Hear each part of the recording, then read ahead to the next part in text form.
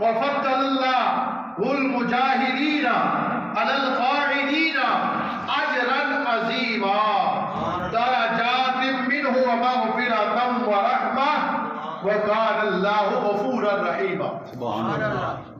یہ حضور کے صحابہ کرام جن کی قربانیاں، جن کا احسان یہ ہے کہ اللہ فرماتا ہے وہ جو اسلام کی خاطر ہجرت کے لیے نکلے، وہ جو اسلام کی خاطر تلوار لے کر میدان عمل میں نکلے، وہ اور گھر میں رہنے والے برابر نہیں ہیں، وہ اور وہ گھر میں رہنے والے برابر نہیں ہیں۔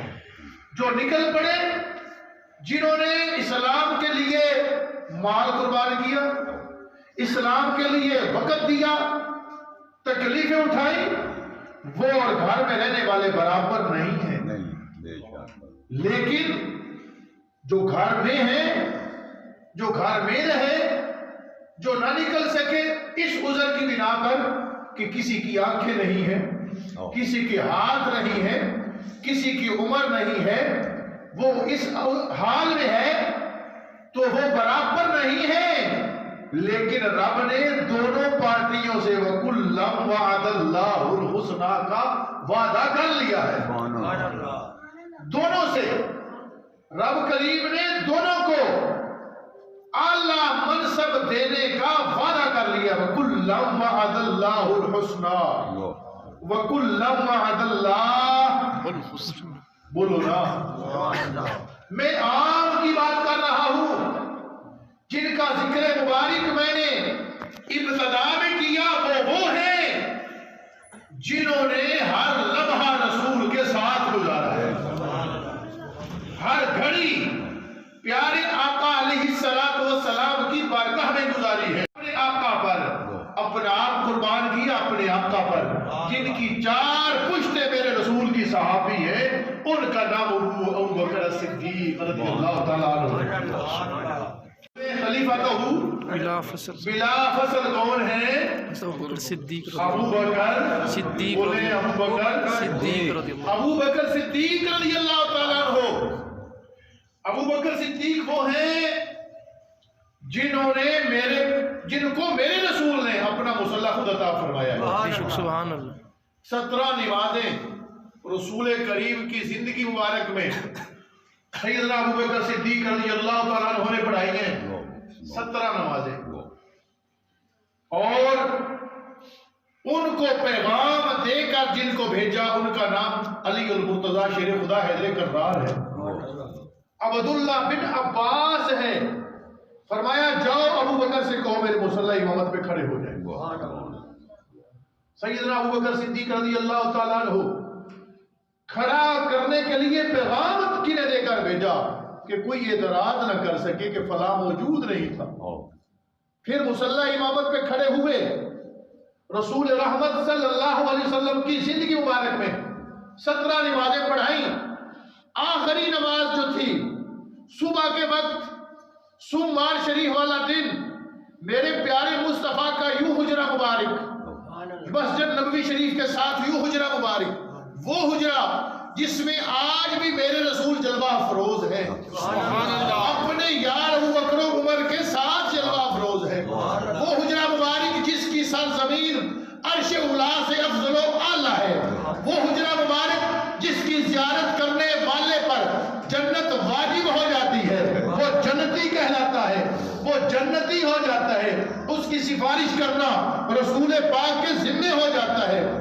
وہ حجرہ مبارک جو اماں عائشہ صدیقہ کا ہے، وہ حجرہ مبارک، وہاں پہ حضور آقا کونین صلی اللہ علیہ وسلم نے اپنے دروازہ مبارک سے پردہ اٹھایا، مسجد نبوی شریف کی طرف جب کندھا تھام کر اصحابہ کرام حضور کو مسجد میں لانے لگے تو جب پردہ اٹھا تو ساری مسجد میں روشنی ہو گئی۔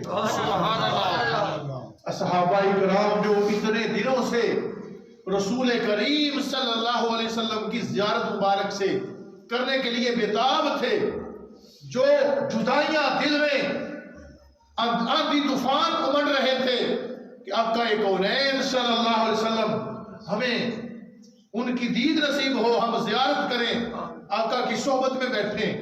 اب وہ جو نماز میں کھڑے تھے، ابو بکر صدیق رضی اللہ تعالیٰ عنہ کی اقتداء میں کھڑے تھے، پیچھے کھڑے تھے، تو قبلہ تو اس طرف ہے نا، جیسے میری پیٹھ ہے قبلہ تو اس طرف ہے۔ حجرہ مصطفیٰ آج بھی ایسے ہی ہے، آج بھی مسجد نبوی شریف میں ایسے ہی ہے۔ اصحابہ اکرام نے یوں اپنا رخ رسول کریم کے چہرے پہ لگا دیا، آقا کونین کے چہرہ مبارک پہ لگا دیا، کسی ایک کی بھی نماز نہیں ٹوٹی، کسی ایک کی بھی نماز نہیں ٹوٹی۔ رسول رحمت صلی اللہ علیہ وسلم کی دید کرنے لگے اور اپنے ہاتھ پہ ہاتھ مارنے لگے کہ ابو بکر صدیق رضی اللہ عنہ کو بتا دے کہ حضور تشریف لے آئے ہیں، آپ پیچھے آ جائیں۔ لیکن جب حضور محبوب رحمت صلی اللہ علیہ وسلم ساتھ گئے تو کندھا پکڑا صدیق اکبر کا، فرمایا ہو فاستقم ابو بکر، میں تجھ سے مصلی لینے نہیں آیا، تجھے مصلی پہ پکا کرنے آیا ہوں۔ سبحان اللہ، نعرہ تکبیر، اللہ اکبر، مصلی پکا دینے آیا ہوں۔ رسول رحمت صلی اللہ علیہ وسلم نے اس مصلی سے صدیق اکبر کو ہٹنے نہیں دیا، حضور نے ہٹنے نہیں دیا، حضور نے ساتھ بیٹھ کر نماز ادا فرمائی، اور حضور کی اقتداء میں ابو بکر صدیق تھے، صدیق کی اقتداء میں سارے صحابہ تھے۔ تو یہ بظاہر ظاہراً بھی آپ اس بات سے اندازہ لگا سکتے ہیں کہ رسول رحمت صلی اللہ علیہ وسلم نے کس کو اپنا خلیفہ اور نائب بنایا۔ سبحان اللہ۔ اور پھر آج بھی اس سرزمین پر سیدنا صدیق اکبر رضی اللہ تعالیٰ عنہ جلوہ افروز ہیں، اور آپ کا کیا کہنا، آپ کا کیا کہنا، جس کے لیے میرے آقا فرمائے کہ ہر کسی کے احسان کا بدلہ میں نے دنیا میں دے دیا ہے۔ ابو بکر صدیق وہ